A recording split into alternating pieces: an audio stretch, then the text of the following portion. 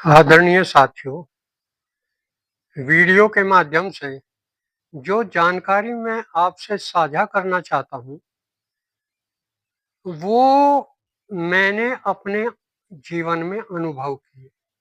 जिस ज्ञान को मैंने वेद से, उपनिषद से, दर्शन से, ब्रह्मसूत्र से, गीता से और अपने गुरु से लिया, उस ज्ञान को मैंने अपने जीवन में उतारा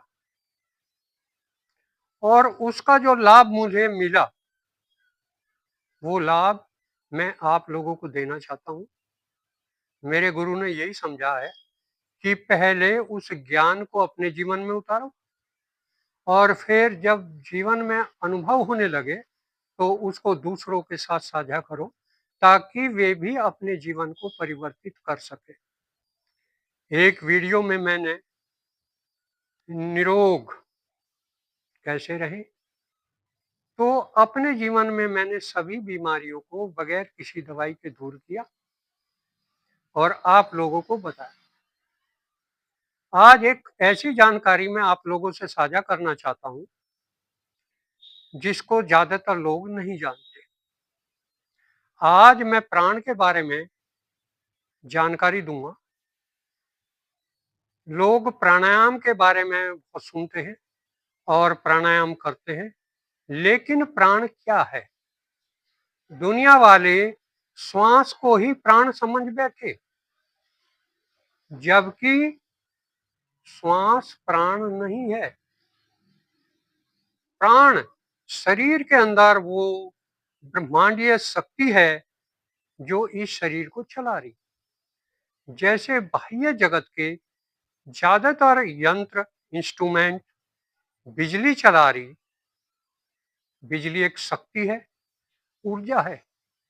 उसी तरह ये प्राण हमारे शरीर की जीवनदायिनी शक्ति है जो शरीर के सभी अंगों को शक्ति प्रदान कर रही और उनको चला रही। जब ये प्राण शरीर से निकलेगा तो ये शरीर कुछ भी काम नहीं करेगा। जैसे बाहर के यंत्र अगर बिजली भाग जाए तो वे अपना काम करना बंद कर देते हैं। संसार के लोग केवल यंत्र को जानते हैं, लेकिन उसके अंदर जो बिजली कार्य कर रही है, वो कैसे कार्य कर रही, उसको वे नहीं जानते। तो मैं प्राण के बारे में आज जानकारी दूंगा। प्राणायाम आप लोगों ने सुना होगा। प्राणायाम का अर्थ है अपने शरीर में आप जहां चाहो वहां प्राण को भेज दो और जहां चाहो वहां से प्राण को हटा दो। इस शरीर में दो तरह की क्रियाएं चलती हैं, एक ऐच्छिक और एक अनैच्छिक। ऐच्छिक क्रियाएं आपके ऊपर निर्भर है, आपकी इच्छा के ऊपर निर्भर है। आप उनको चलाओ या बंद कर दो। जैसे हम चलना चाहें तो पैर चलने लगते हैं, हम एक स्थान से दूसरे स्थान पर चले जाते हैं। हम बोलना चाहते हैं तो हवा, जीभ और इन होठों के माध्यम से हम शब्द बनाने लगते हैं और बोलने लगते हैं। तो ऐच्छिक क्रियाएं हमारी इच्छा के ऊपर निर्भर है और कुछ शरीर में अनैच्छिक क्रिया हैं जो हमारी इच्छा पर निर्भर नहीं है। जैसे जब से हम पैदा हुए हैं, ये हृदय, हार्ट हमारा लगातार चल रहा है। रात को हम सो जाते हैं, शरीर और संसार से हट जाते हैं, लेकिन ये हार्ट रात को भी अपना कार्य निरंतर करता रहता है। अगर ये रुक जाए तो तभी आदमी की मौत हो जाती है। तो प्राण क्या है और इसको हम कैसे बनाएं? अब जैसे बाहर की बिजली है, उसको बनाने के बहुत तरीके हैं। पहले और आज भी बिजली कोयले से बनाई जाती थी। उसके बाद धीरे धीरे पानी से बनाने लगे बिजली। नदियों के ऊपर डैम बना दिए और उसका पानी रोक के उससे हम टरबाइन चलाते हैं और बिजली बनती है। धीरे धीरे हम सरल साधन ढूंढते चले गए, पवन ऊर्जा। जो समुद्र के किनारे जगह हैं, वहां पर तेज हवाएं चलती हैं, तो टरबाइन को से घुमाते हैं और बिजली बन जाती है। लेकिन आज के युग में आप देख रहे, ज्यादातर जो विकसित राष्ट्र हैं, वे सौर ऊर्जा से बिजली बनाते हैं, जो सबसे सस्ता साधन है, कोई प्रदूषण नहीं करता।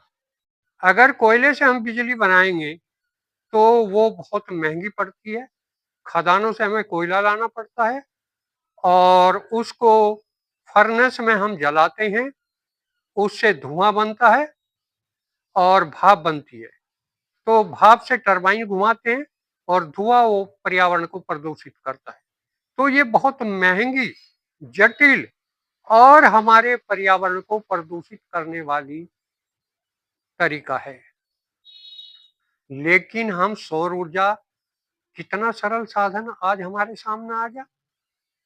हमने पैनल लगा लिए और सूरज की गर्मी पैनल के ऊपर पड़ती है और वो गर्मी सीधी बिजली में बदल जाती है। यही प्रक्रिया अगर हम शरीर में अपनाएं तो हमें कितना लाभ होगा, इसकी जानकारी हमें नहीं है।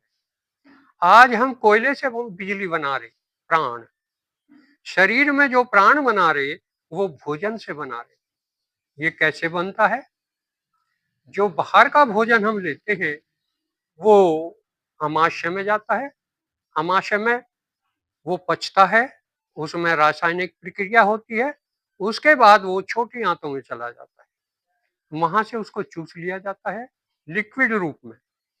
वो लिक्विड रूप खून में मिला दिया जाता है। उसमें जो पानी था भोजन में, वो गुर्दों के माध्यम से गुजर के शरीर से बाहर निकल जाए और उसमें केवल जो ऊर्जा हो वो शरीर की प्रत्येक सेल में जाता है। इस शरीर में 27,000 करोड़ सेल हैं जो फर्नेस का काम करती हैं। जो बाहर से हमने भोजन लिया है वो उन सेल के अंदर जाकर जलता है। अब जलाने के लिए हमें ऑक्सीजन की जरूरत होगी। जैसे गाड़ी पेट्रोल से चलती है तो वो पेट्रोल कार्बोरेटर में जाके जलता है। अब केवल वो ऑक्सीजन की उपस्थिति में ही जलेगा। अगर ऑक्सीजन नहीं मिलेगी तो वो नहीं जलेगा। तो एक नली अलग से दी हुई है उसको जलाने के लिए और कार्बन साइलेंसर के माध्यम से बाहर निकल जाती है। यही प्रक्रिया हमारे अंदर है। ये जो हमारा नाक है, यहां से हम वो ऑक्सीजन श्वास के माध्यम से लेते हैं, वो फेफड़ों में पहुंचता है और वो ऑक्सीजन खून में मिल जाती है। हार्ट उसको फेफड़ों से पंप करता है और दूसरे वाल्व के माध्यम से वो शरीर के प्रत्येक सेल तक उसको धमनियों के माध्यम से भेजता है। वहां जो भोजन सेल के अंदर है वो ऑक्सीजन की उपस्थिति में बर्न होता है, जलता है। जलने से कार्बन डाइऑक्साइड बनेगी और वो कार्बन डाइऑक्साइड भी खून में मिला दी जाती और जलने से जो उष्मा होगी, जो हीट पैदा होगी, वो एक तो बॉडी का टेम्परेचर मेंटेन करेगी 37 डिग्री सेंटीग्रेड। तो हर समय हमारी बॉडी का टेम्परेचर 37 डिग्री सेंटीग्रेड रहेगा और जो फालतू हीट है वो इलेक्ट्रिसिटी में कन्वर्ट हो जाएगी, जिसे हम प्राण कहते हैं। वो प्राण नर्व के माध्यम से हमारे बैटरी में, जो हमारे सहस्रार में रखा हुआ है, वहां वो बैटरी को चार्ज करता है और जहां उसकी जरूरत है फिर वहां उस बिजली को, उस प्राण को वो भेजता है। जितनी शारीरिक एक्टिविटी होती हैं सब प्राण के माध्यम से ही होती हैं। जैसे हमारे इंस्ट्रूमेंट चलते हैं तो जितने इंस्ट्रूमेंट चलेंगे उतनी ही बिजली खर्च होती चली जाएगी। इंस्ट्रूमेंट छोटे हैं तो बिजली कम खर्च होगी, यदि हम बड़े इंस्ट्रूमेंट चलाते हैं तो बिजली ज्यादा खर्च होगी। तो इसी तरह शरीर की जो क्रियाएं हैं, चलने की, फिरने की, बोलने की, सुनने की, सूंघने की, चखने की, और हमारा हार्ट, जितनी भी शारीरिक क्रियाएं हैं वे सारे प्राण के माध्यम से होती है। तो निरंतर हमारा प्राण खर्च होता रहता है, और जब हमारा बैटरा डाउन हो जाता है तो ये शरीर फिर ईंधन की डिमांड करता है, भोजन की डिमांड। फिर हम इसको दोबारा भोजन देते हैं, उससे फिर ये प्राण बनने की प्रक्रिया चलती रहती है। ये भोजन हमारा बैटरा है, लेकिन बैटरा भी उस बिजली से ही चार्ज होता है जो लाइन की बिजली है। इसी तरह हमारे चारों ओर करोड़ों वोल्ट का करंट है, जिसे हम महाप्राण कहते हैं। शरीर में प्राण है और शरीर के बाहर उसे महाप्राण कहते हैं। रात को जब हम सोते हैं या ध्यान में हम शांत स्थिति में पहुंचते हैं तो हम उस महाप्राण से जुड़ जाते हैं, और महाप्राण से जुड़ते ही वो हमारा बैटरा भी चार्ज हो जाता है, और फिर शरीर की जितनी क्रियाएं हैं वे उस महाप्राण से चलती है, जिसके अंदर अनंत शक्ति है। यदि हम भी इस विद्या को सीख जाएं, इस बात की जानकारी हमें हो कि भोजन लें तो ऐसा लें जो बहुत सरलता से पच जाए, और उससे हम प्राण शक्ति का निर्माण कर लें, और नहीं तो हम लाइन से जुड़ जाएं।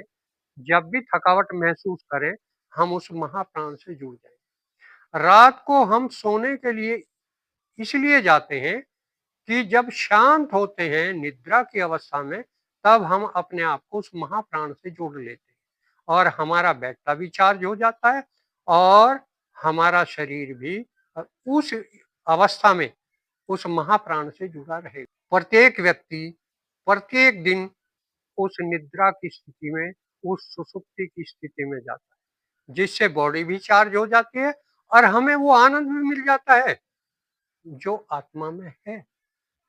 दोनों काम हमारे हो रहे, प्राण शक्ति भी, हमारे शरीर रिचार्ज हो रहा है, और हम उस अवस्था में भी पहुंच गए जिस आनंद की हमें इस संसार में तलाश। तो प्राण, हम ईंधन पे ज्यादा डिपेंड ना रहे। हमें जब भी शरीर में थकावट महसूस हो तो हम शांत हो जाएं। शांत होते ही, जैसे ही हमारे विचार रुकेंगे, हम पीछे मेडुला से उस महाप्राण के साथ जुड़ जाएंगे, और हमारा शरीर चार्ज होना शुरू हो जाएगा। 5 मिनट के अंदर ही हम अपने शरीर को चार्ज कर लेंगे। तो फिर हम भोजन पर निर्भर क्यों रहे? मैंने भी लंबे समय तक भोजन नहीं लिया, और जैसे बाहर की सफाई नहाकर आदमी करता है, उसी तरह अंदर की सफाई पानी पीकर, शंख प्रक्षालन या न्योली या धोती, कई क्रियाएं उसे करनी पड़ती हैं जिससे उसकी अंदर की सफाई हो जाए। अंदर की सफाई करने के लिए आप केवल फलाहार लें, जिससे आपकी पाचन क्रिया चलती रहेगी, अंदर की सफाई होती रहेगी, और आपके अंदर जो भोजन लिया जाएगा फलों के रूप में, वो उसका 90% 95% उसमें पानी है, वो बाथरूम के माध्यम से निकल जाएगा, और जो उसमें ऊर्जा है वो प्राण शक्ति के रूप में कन्वर्ट हो। तो आप भोजन के ऊपर डिपेंड क्यों हो रहे हैं, और केवल आप फलाहार लें। और यदि मुझे जब भी आवश्यकता होती है तो मैं मेडुले से, इस महाप्राण से जुड़ जाता हूं और अपनी बॉडी को चार्ज कर लेता हूं। मुझे हर समय अनंत शक्ति का अनुभव होता है। तो आप सब लोग भी इसका अपने जीवन में उपयोग करें, इस विधि को अपनाएं, आज बिजली सौर पैनल के माध्यम से जैसे बनाई जा रही है, तो उसी तरीके से आप मेडुला के माध्यम से उस सरल विधि को अपने जीवन में अपनाएं, उसका अनुभव करके देखें और शरीर में महाप्राण लाना सीखें, जिससे शरीर भी चार्ज हो जाएगा और धीरे धीरे जब ये बढ़ता चला जाएगा। अब तक हमने प्राण के बारे में जानकारी दी। अब प्राणायाम। प्राणायाम दो शब्दों से बना, प्राण जमा आयाम, अर्थात प्राण को आयाम देना, प्राण को रोकना। तो हम प्राण को कैसे रोकें? हम शरीर में ऐच्छिक क्रियाओं के द्वारा जब चाहते हैं प्राण को भेजते हैं और जब चाहते हैं वहां प्राण कार्य कर नहीं करता। रात को निद्रा की अवस्था में भी ये प्राण हमारी ज्ञानेंद्री, हमारी कर्मेंद्री, हमारा मन बुद्धि और चित्त अहंकार से प्राण हटकर ये हमारे आज्ञा चक्र या सहस्रार में आ जाता है। और जहां हमारा प्राण नहीं होता, आंशिक रूप में होता है, वहां वे अंग काम नहीं करते। तो रात को कान होता है लेकिन सुनाई नहीं देता, आंख होती है लेकिन दिखाई नहीं देता, त्वचा होती है लेकिन ठंडा गर्म का महसूस नहीं होता, क्योंकि वहां से प्राण हट जाता है। लेकिन जैसे ही आदमी जागता है, फिर वहां प्राण पहुंच जाता है और वे अंग कार्य करने शुरू कर देते हैं। ध्यान में भी हम वही निद्रा वाली स्थिति करते हैं कि शरीर के विभिन्न अंगों से हम उस प्राण को स्पाइनल कॉर्ड के माध्यम से हटाकर अपने सहस्रार में या आज्ञा चक्र में ले आते, और वे अंग बाहर की जो सेंसेशन है, बाहर के जो संवेदन है, उनको अनुभव नहीं करते। हम शांत हो जाते हैं, जिसको ध्यान कहते हैं। अब हम संसार में होते हैं, लेकिन संसार की कोई जानकारी हम तक नहीं पहुंच पा रही और हम सचेत होते हैं, तो इसलिए उस आनंद को अनुभव करते हैं। तो उस प्राण को शरीर से हटा के सहस्रार या आज्ञा चक्र में रोकना, इसी का नाम प्राणायाम। तो हम इसका अभ्यास करें। जैसे जैसे अभ्यास करते चले जाएंगे, चूंकि इस प्रक्रिया को नींद में हम रोज दोहराते हैं, यदि वही प्रक्रिया हम रोज सचेत रूप से दोहराएं, तो उसका नाम प्राणायाम है। और जब प्राणायाम का हम अभ्यास करेंगे, धीरे धीरे हम उसमें अभ्यस्त होते चले जाएंगे। दूसरी बात इसमें ये और है कि शरीर में जहां आपकी चेतना होगी, प्राण वहां ज्यादा काम करेगा। प्राण तो सारे शरीर में है, जैसे पूरे घर में बिजली है, लेकिन जिस स्विच को आप ऑन करेंगे वहीं पे वो कार्य करेगी। इसी तरह शरीर में जहां आपकी चेतना होगी, वो प्राण वहां ज्यादा कार्य करेगा। अगर आप बात सुन रहे हैं, तो वो प्राण आपके कानों में ज्यादा होगा। यदि आप ध्यान से देख रहे हैं, तो वो प्राण आपकी आंखों में काम करेगा। यदि आप रेस लगा रहे हैं, तो वो ज्यादा प्राण आपके पैरों में चला जाएगा। यदि आप 10 लीटर की 20 लीटर की बाल्टी उठा रहे हैं, तो वो प्राण शक्ति आपके हाथ में आ जाएगी। तो वो प्राण शक्ति वहां पे कार्य करेगी जहां पे आपकी चेतना होगी। तो धीरे धीरे उस शरीर को, उस चेतना को शरीर और संसार से हटाकर अपने आज्ञा चक्र या सहस्रार में रखने की कोशिश करें। अगर वही चेतना आपके यहाँ विशुद्धि चक्र में आ गई, तो विचार पैदा शुरू हो जाएंगे और आप संसार से जुड़ने शुरू हो जाएंगे। यदि वही चेतना आपके चक्र में, वो प्राण आप में चला जाए, तो भावनाएं पैदा होनी शुरू हो जाएंगी। यदि वो मणिपुर में चला जाए, ऊपर से नीचे को बहना शुरू हो जाए, तो हमारी संसार की यात्रा बढ़ती चली जाएगी। इसी को कुंडलिनी जागरण कहते हैं कि हम अपनी चेतना को मूलाधार से ऊपर की ओर उठाते चले जाएं और उसको यहाँ ले आए। इसी का नाम कुंडलिनी जागृत है। संसार में वो चेतना और वो प्राण ऊपर से नीचे को बहता है, और जब हम शांत होते हैं, तो वो चेतना धीरे धीरे और वो प्राण हमारे स्पाइनल कॉर्ड के माध्यम से यहाँ आज्ञा चक्र में आ जाता है। तो आज हमने प्राणायाम की जानकारी, प्राण और प्राणायाम की जानकारी दी। आज इतना है।